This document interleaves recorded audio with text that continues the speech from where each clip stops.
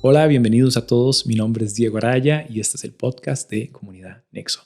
Este es el episodio número 14, ya cerrando el año y cerrando también el tema que hemos venido hablando en diciembre, que es el tema del amor, que es uno de estos valores de Nexo en los que hemos querido como poner un enfoque en especial, no solo para estudiarlo y ponerle atención, pero tenerlo ahí cerca. ¿Por qué? Porque queremos vivir estos valores, queremos no solo a nivel individual, pero como iglesia, como comunidad de fe, queremos vivir estos valores. Y bueno, no queremos perder la oportunidad de conversar y cerrar hablando del tema del amor en un enfoque más práctico. Recuerden que hemos visto desde las características del amor de Dios, hemos visto la manera en que Dios ama, la forma en la que Dios ama, la manera en que Dios manifiesta su amor. Inclusive Él dice que Él es su amor, que es su naturaleza, que es su carácter. El episodio anterior estudiamos un poquito el tema de Oseas en el Antiguo Testamento, un personaje súper interesante, una historia increíble, donde también vimos esa metáfora del amor de Dios, esta vez como expuesto de una manera muy teatral en la vida del profeta Oseas. Y hoy quiero enfocarme en Lucas capítulo 6. Así que si tienen sus Biblias a mano, voy a leer rápidamente algunos versículos del capítulo 6 de Lucas, donde, pues justamente hablándoles del contexto, en el capítulo 6 de Lucas ya Jesús subió a la montaña. Este es el versículo 12. Jesús sube a la montaña y después de pasar toda la noche orando, escoge a los que él llama 12 apóstoles. Entonces tenemos que entender que este llamado se da cerca de los 2 años. O sea, Jesús ya tiene por lo menos 2 años de estar caminando con sus discípulos. Sus discípulos han visto lo que Él hace, cómo Él lo hace, han visto su obra, han visto sus milagros y sobre todo han visto y han escuchado la enseñanza de Jesús en múltiples ocasiones. Y aquí hay un punto donde dentro de la multitud de discípulos Jesús decide escoger a 12 apóstoles. Entre las razones por las que él escoge a 12 apóstoles, dice en Mateo que él quería tenerlos más cerca, pero también anticipaba enviarlos y enviarlos justamente a hacer lo que ya él les venía enseñando y venía también modelándoles. En el contexto de este pasaje dice que él les selecciona a los 12, hay una multitud de discípulos, recuerde que no solo son 12 discípulos, son 12 que él escoge apóstoles. Pero hay una multitud de sus discípulos que le rodean, que le siguen, que le están escuchando.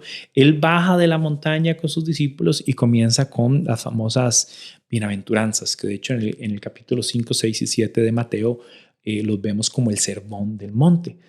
Después de ver las bienaventuranzas, que muchos han hablado de las bienaventuranzas desde la perspectiva de las expectativas del reino, ¿verdad? Que es la expectativa para un discípulo, un seguidor de Cristo.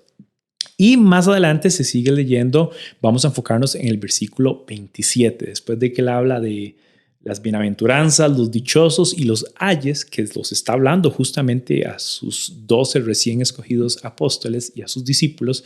Aquí hace un enfoque en el tema del amor. Y quiero leerlo para ustedes, ojalá puedan seguir la lectura en casa también, pero él básicamente va a dar lo que muchos han llamado, algunos teólogos han mencionado como la estrategia del reino, o sea, la táctica, cómo es que este Jesús va a revolucionar, va a influenciar y va a alcanzar el mundo, y prácticamente que esa clave la podemos encontrar aquí. Así que voy a leerlo para ustedes, Lucas 6, 27, dice así: pero a ustedes que me escuchan les digo, amen a sus enemigos. Hagan bien a quienes los odian y bendigan a quienes los maldicen. Oren por quienes los maltratan. Y si alguno te pega en una mejilla, vuélvele también la otra.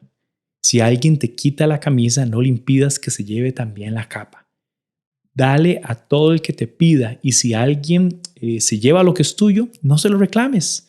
Ojo el 31. Traten a los demás tal y como quieren que ellos los traten a ustedes. ¿Qué mérito tienen ustedes al amar a quienes los aman? Aún los pecadores lo hacen así. ¿Y qué mérito tienen ustedes al hacer bien a quienes les hacen bien? Aún los pecadores actúan así. ¿Qué mérito tienen ustedes al dar prestado a quienes pueden corresponderle? Aún los pecadores se prestan entre sí esperando recibir el mismo trato. Ustedes, al contrario, por el contrario, amen a sus enemigos y háganles bien y denles prestado sin esperar nada a cambio. Y así tendrán una gran recompensa y serán hijos del Altísimo, porque Él es bondadoso con los ingratos y malvados. Sean también compasivos, así como su Padre es compasivo. Como pueden ver, es un texto muy retador.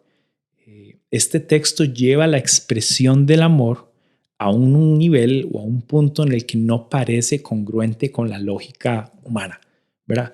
Justamente porque, bueno, los judíos venían de escuchar en la ley por años, por cientos de años, de amar al Señor tu Dios sobre todas las cosas y amar al prójimo como a ti mismo. Inclusive se sabe de que habían diferentes agrupaciones religiosas judías, o sea, los que han llamado también sectas judías, que releían este texto y ellos dijeron, bueno, sí, amar a Dios sobre todas las cosas y amar al prójimo. Pero ellos llegaron a ser hasta selectivos con el prójimo. Pareciera que el prójimo podía ser también alguien que yo podía escoger y decir, bueno, ellos son mi prójimo y ellos son mi prójimo, pero estas otras personas no lo son.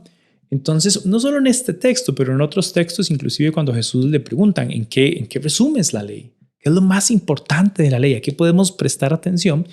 Y él vuelve al Shema que hemos mencionado, ¿verdad?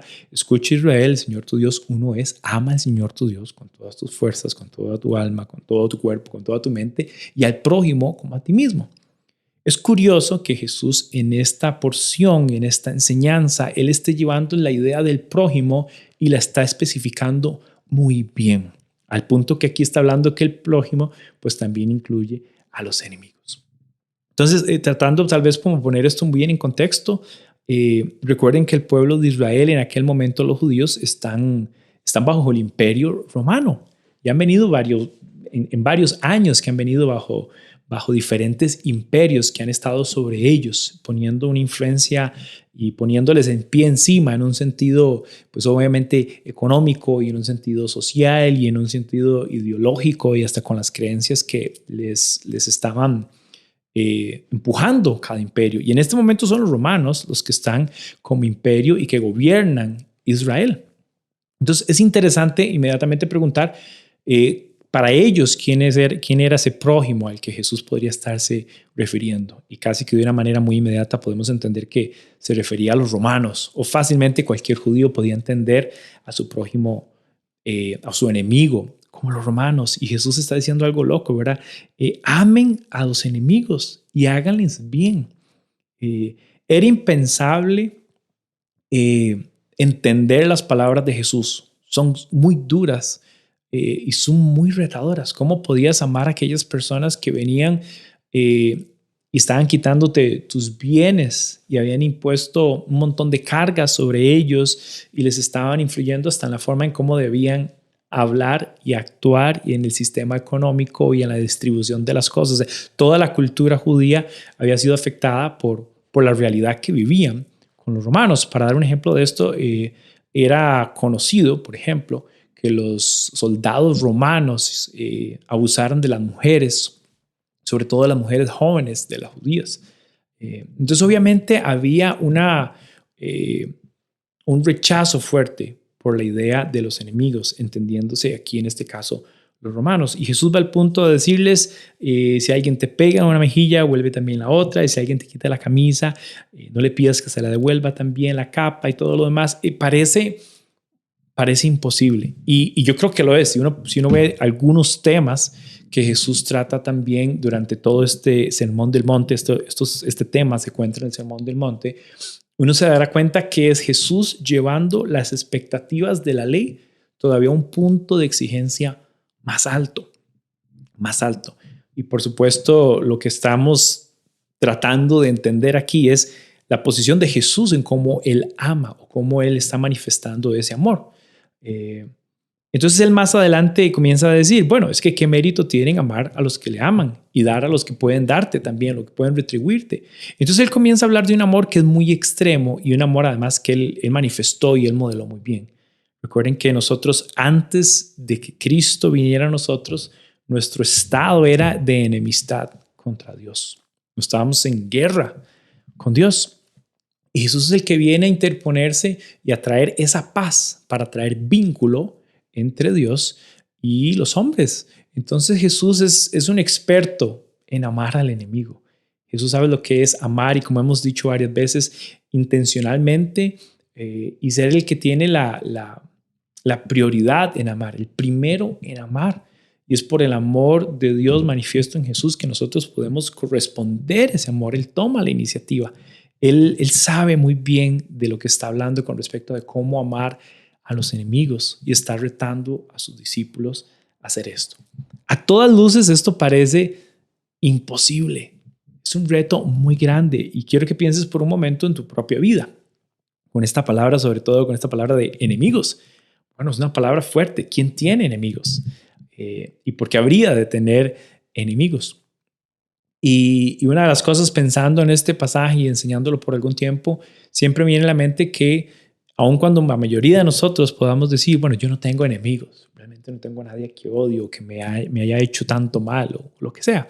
Pero algo interesante de un enemigo es que por lo general una persona que llegamos a considerar un enemigo es una persona que en algún momento fue muy cercano, muy amado, muy querido.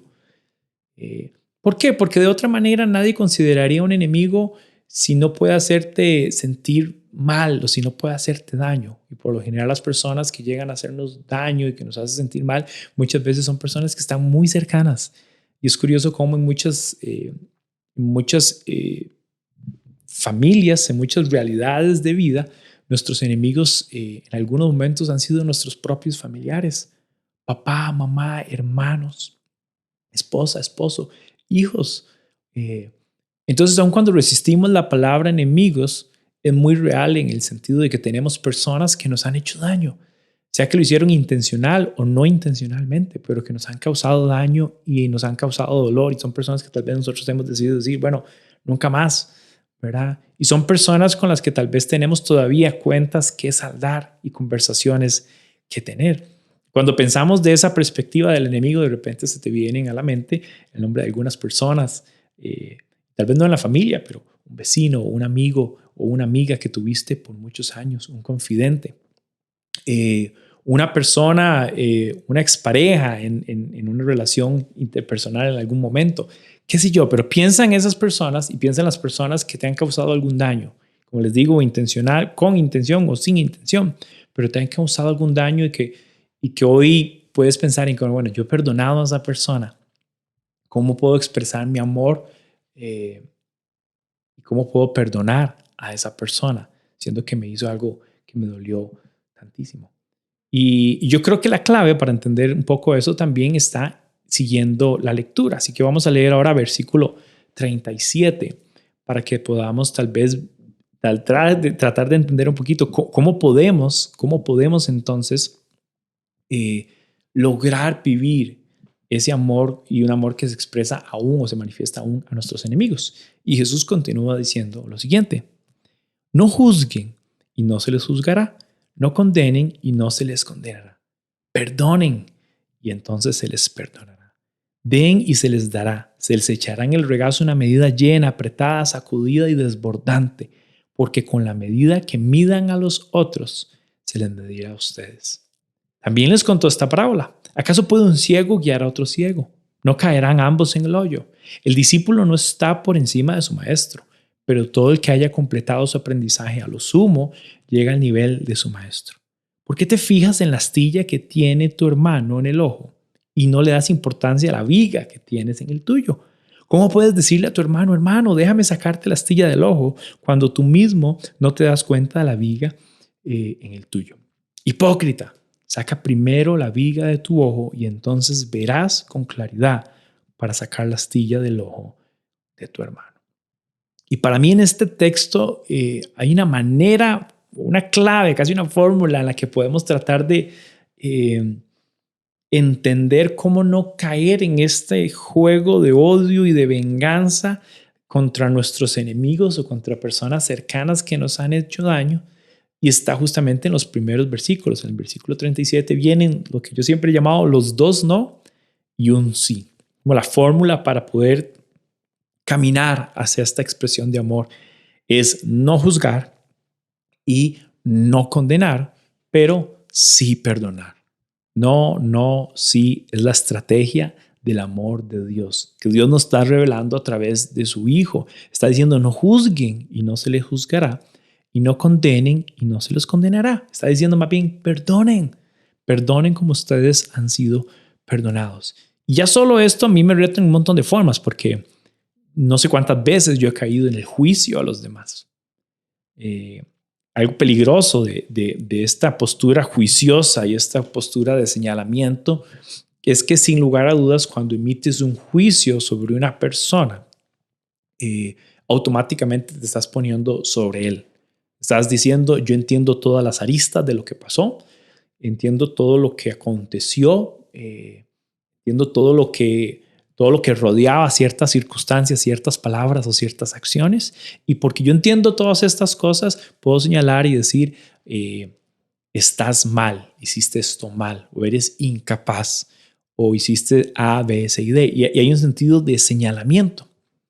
El juicio, cuando emitimos ese juicio sobre las personas, cuando señalamos, no solo caemos en ese sentido de yo soy superior o más que los demás, o yo soy el criterio último por el que las cosas son juzgadas, lo cual sabemos que es bastante absurdo, pero además caemos casi que por rebote a la condenación, porque entonces digo, tú eres culpable de A, B, C y D, hiciste esto y lo que te mereces es este castigo o esta retribución.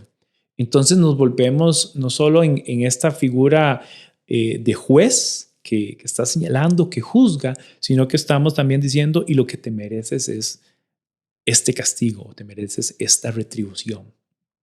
Es peligrosísimo porque tanto la idea de juzgar y condenar a alguien solo puede corresponderle a alguien que tiene las atribuciones para hacer esto. Y definitivamente no somos nosotros. El único que puede juzgar y el único que puede condenar con toda claridad, con toda justicia, con todos los criterios a tomar en cuenta. El único ser que puede entender todas las perspectivas y todas las aristas que envuelven un problema familiar, una circunstancia de trabajo, una circunstancia de relación interpersonal, es Dios. Y cuando nosotros juzgamos y condenamos, desplazamos a Dios en su carácter, en su naturaleza. En un sentido le damos la espalda y le decimos, yo me encargo de entender esta circunstancia y de decir quién es y quién no, y qué merece y qué no. Siempre que nosotros desplazamos a Dios y nos ponemos nosotros como ese ser que determina las cosas, jamás podremos manifestar el amor de Dios. Porque anteponemos nuestros criterios, anteponemos nuestro juicio, nuestras perspectivas, nuestro entendimiento de las cosas. Y jamás vamos a poder expresar el amor de Dios de esa manera. Tenemos que permitir que Él sea el que juzgue, que Él sea el que condene, que Él sea el que evidencie todas las cosas. Ese es Dios quien pone en evidencia todas las cosas, todas las acciones, todos los pensamientos. ¿Qué sé yo de las circunstancias de las personas? ¿Qué sé yo de la vida de las personas? ¿Qué sé yo de las razones por las que una persona llegó a decir o a hacer algo que me hirió? Y aquí hay un gran reto de humildad y reconocer y decir, yo no soy Dios. No tengo todos los elementos para tener un juicio. Así que me hago para atrás en humildad. Y mi gran tal vez reto entonces es, ¿cómo puedo perdonar a esta persona? ¿Cómo puedo entender lo que pasó? ¿Cómo puedo procesar sus palabras, sus acciones? ¿Y cómo puedo perdonar? Aquí quiero aclarar tal vez algo interesante, algo importante. Es, la Biblia no nos enseña a juzgar a las personas, sino que nos llama a juzgar los actos, las circunstancias y las palabras. No es que vivamos fuera del juicio en el sentido de entender lo que es de lo que no es, lo bueno de lo malo. Tiene que haber un sentido de juicio en el sentido cognitivo. No queremos hacernos de la vista de gorda de reconocer las cosas buenas o malas de lo que nos rodeen y las circunstancias. Pero sí queremos corresponder a que no somos Dios para juzgar, a cuestionar a las personas. Eso es algo que le corresponde a Dios. Entonces es bueno observar, entender y tener un juicio sobre la circunstancia, las palabras y lo que está sucediendo, sin caer en un juicio a las personas y los porqués esto pudieron haber sucedido. El gran reto para nosotros es perdonar. Y el perdonar nos cuesta muchísimo, porque es reconocer el daño que alguien nos ha hecho y decir, yo estoy dispuesto a dejar esto pasar, estoy dispuesto a soltar mi deseo de venganza y mi deseo de devolver la misma moneda, y quiero permitirle a Dios que me enseñe a sanar, a perdonar lo que sucedió en mi vida y también liberar a la persona de la carga, de la culpa y la vergüenza. Algo muy retador de este pasaje, siguiendo la lectura del texto, es que Jesús comenta esta parábola, ¿verdad? Del ciego. ¿Cómo puede alguien sin claridad, sin luz, guiar a otros? Y yo creo que algo que nos reta a interiorizar es esta idea de cómo puedo ser capaz en mi carencia, en mis dificultades, pretender guiar a otros, si ni siquiera soy capaz o íntegro de notar las carencias en mi vida, ¿verdad? Y esta frase siempre me ha llamado la atención, ¿verdad? ¿Por qué te fijas en la astilla que tiene tu hermano en el ojo y no le das importancia a la viga que tienes en el tuyo? Y me hace pensar que esta actitud de juicio muchas veces, o la mayoría de las veces, nos hace ver y maximizar los errores, las dificultades y las carencias de los demás y hacerlas grandes, grandes, grandes. Porque entre más grande sea el error de los demás, parece que lo mío es más pequeño. Y es como tener una lectura irreal de lo que sucede, ¿verdad? Porque al final no somos llamados a notar los defectos de los demás para entonces yo sentirme mejor porque los míos son menos o son menos graves, menos nocivos, qué sé yo. Y algo que el texto dice es, no puedes andar inquieto por señalar, juzgar y condenar a todos los demás sin ser capaz de reconocer lo propio tuyo, ¿verdad? La palabra que usa es fuertísima, dice hipócrita. Y aquí el sentido de la hipocresía es no te trames, no juegues, no te ocultes bajo una careta sin evidenciar lo que es real y que es verdadero también en nuestras vidas. Dice, saca primero la viga de tu ojo y entonces verás con claridad para sacar la astilla del ojo de tu hermano. Y es un reto importantísimo porque creo que en la sociedad es muy fácil, sobre todo pensando en las redes sociales, es muy fácil cuestionar, es muy fácil señalar, es muy fácil condenar a las personas porque vi una foto, porque alguien me dijo algo, alguien me comentó, porque en un chat me pasaron un chisme, porque alguien me dijo, y se vuelve muy volátil esta idea y al final no nos damos cuenta que el daño lo producimos a nosotros mismos porque somos incapaces de ver con humildad a las personas y permitirnos y permitirle a esas personas experimentar el verdadero amor de Dios, un amor que es perdonador, un amor que no devuelve mal por mal, sino que más bien retribuye distinto a como recibimos. En el versículo 31, devolviéndome un poquito, me encanta siempre esta idea de que traten a los demás como quieren que ellos los traten a ustedes. Y es la que han llamado la regla de oro. Y pensando en un reto práctico para vivir y expresar el amor de Dios, creo que esta regla de oro es clave, ¿verdad? ¿Cómo me gusta ser tratado? ¿Cómo me gusta ser reconocido? ¿Y cómo puedo retribuir eso a los demás? Me gusta que me señalen, me gusta que me condenen y realmente no, ¿verdad? Todos queremos sentirnos amados, apreciados, valorados, que hay espacio, que hay tiempo para mí, que tengo un valor. Y es un gran reto para nosotros reconocer eso en la vida de los demás. El valor de las personas, el valor de sus palabras, el valor de sus criterios, de sus ideas, de sus posturas, aun cuando esas son antagónicas a las cosas que yo pienso y a las convicciones que yo tengo. Es un gran reto escucharlos y tratarles con respeto, con amor, y entonces manifestar el amor de Dios que se manifestó para nosotros en ese sentido de amar a los enemigos. Creo que es un reto muy práctico. Porque en resumen lo que podría decir aquí es que Jesús le está diciendo a sus apóstoles la estrategia, la táctica con la que quiero influenciar, cambiar, transformar y redimir el mundo es el amor. Pero es un amor como el que ustedes nunca han conocido, que es profundo, que va más allá de amar lo que es fácil de amar o amar al que te ama. Es ir y amar a aquel que no te ama. Creo que es importante reconocer que una manifestación práctica, vivencial y sencilla del amor de Dios está en tener la capacidad de perdonar, de ser rápidos para perdonar, no rápidos en un sentido irresponsable de que lo hago sin entender lo que pasó, pero sí de que no permanezco en el enojo, en la ira y en el querer retribuir mal, sino que le pido a Dios que me ayude a proceder de una manera amorosa, afectiva y regalar el perdón como una expresión de amor.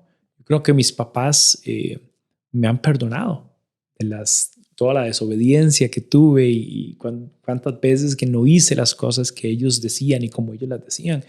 Yo creo que mis hijos me dan ese sentido de amor perdonador, porque como papá soy carente y cometo muchísimos errores. Y yo creo que en las relaciones de pareja lo podemos entender aún más claro, ¿verdad? Cuántas cosas tenemos que aprender a perdonarnos, entendiendo que no somos perfectos. Nadie debería tener la expectativa de que su pareja es perfecta. Tal cosa no existe.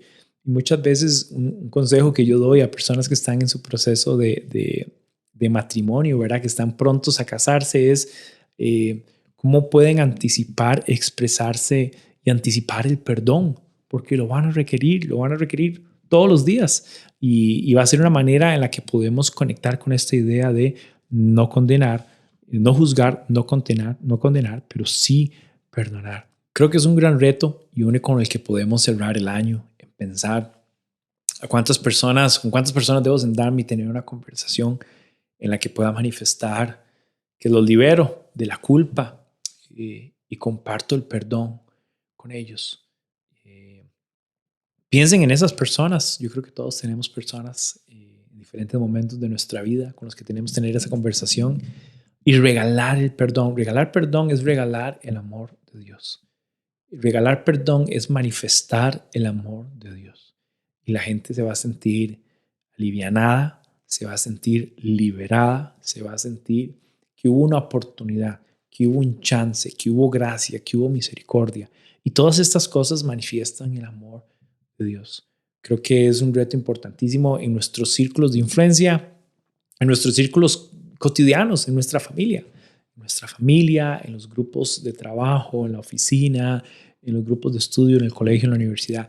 ¿Cómo son mis relaciones? Y cómo pueden ser relaciones que están libres del juicio y la condena, pero que más bien estamos tratando de mostrarnos siempre perdonadores. Y cómo puedo tener una sana vida de no cargar con el daño o con los insultos o con cualquier cosa que alguien te haya dicho, te haya hecho. Liberarnos de eso y ser ágiles para el perdonar y expresar el amor de Dios de esa manera. Así que les comparto eso.